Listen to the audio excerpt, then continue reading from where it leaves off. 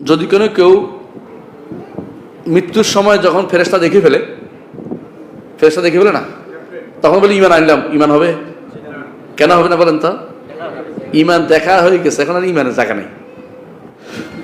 যেদিন পশ্চিম দিকে সূর্য উঠবে না, সেদিন ইমান কবুল করা হবে না। কেন? দেখে বলছেন তো। এই জন্য ইমান আনতে হয় না দেখা অবস্থায়। এখন আমাদের ভাইরা অনেকেই দেখা যায় দুর্ভাগ্যবশত ইমানের দেখাই ছাড়বে, এই জন্য বই লেখে।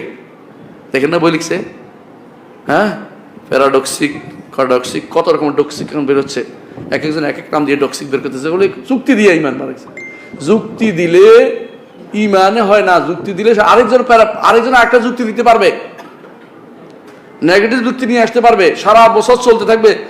পজিটিভ নেগেটিভ এটা নয়, বিনা দলিলে আল্লাহ এক, এটা হলো ইমানদার। আল্লাহ বলছে, কোরআনে বলছে, রসুল বলছে, হাদিসে বলছে, এটা দিয়ে ইমান বিষয়টা আপনার সাব্যস্ত করতে হবে। শুধুমাত্র আপনি ডক্সিক দিয়া, মানে শুধুমাত্র আপনি যুক্তি দিয়া, হ্যাঁ, এটা দিয়ে ইমান কোনোদিন আনতে পারবে না। কারণ এটা একটা যুক্তি, আরেকটা যুক্তি, ফাল্টা যুক্তি। এই জন্য কোনো যারা কালাম শাস্ত্রবিদ আছে, যারা এই বিষয়ে বেশি পড়ছে, তারা মরার সময় বেশিরভাগই তারা কিসে ভুগতেন? মরার সময় তারা সন্দেহে ভুগতেন। কারণ একটা যদি তাড়াইছি, আরেকটা আসতেছে, সন্দেহ তো আসবেই। অন্তরের ভিতরে একবার যদি সন্দেহ জায়গা করে দেন, কেবল আসতেই থাকবে। অনেক ভাই আছে এরকম ওয়াসওয়াসা রোগতে ভোগে, কারণ ওয়াসওয়াসা জায়গা দিবেন না। একবার যদি আপনি অজু করছেন, আপনারা এরপর অজু করে আসা বলেছে, তুমি তো বোধ মাসে করো নাই, বুঝছেন তো? এরপর যাই আবার অজু করছেন, পাইছে শয়তানে আর কি আপনারে। এর প্রতিদিন একবার আপনার 2 বার অজু করে ছাড়বে, প্রয়োজন 3 বার। বরং আপনি কোনো যে অজু করছি, আলহামদুলিল্লাহ, মাথা মসক করছি, কোনো কথা নেই, ঠিক আছে, অজু করছি মানে মাথা মসক করছি, ভাই নেই পেয়েছে নাকি তুমি? 2-3 দিন এরকম করুন, এটারও ফাইলাম না, এটারও ধোকা দিতে পারিনি, ওই সন্দেহে যাবেন না। অজু করছেন মানে সব করছেন।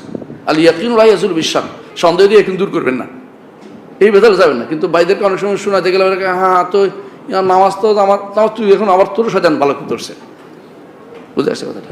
অজু করছি মানে ঠিক করছি, সুন্দর খারাপ কিছু করছি। শয়তান আসে মাঝে মধ্যে বলে যে আল্লাহ সব সৃষ্টি করেছে, আল্লাহর সৃষ্টি করলো কে? রাসূলুল্লাহ সাল্লাল্লাহু আলাইহি ওয়াসাল্লাম বলেছে, এরকম আসলে তখন কি বলবা? কুল আল্লাহু আহাদ আল্লাহুস সামাদ লাম ইয়ালিদ ওয়া লাম ইউলাদ ওয়া লাম ইয়াকুল লাহু কুফুয়ান আহাদ। তো যদি তিনি সৃষ্টই হইতেন কারো দ্বারা, তো তিনি তো আমার আল্লাহ না?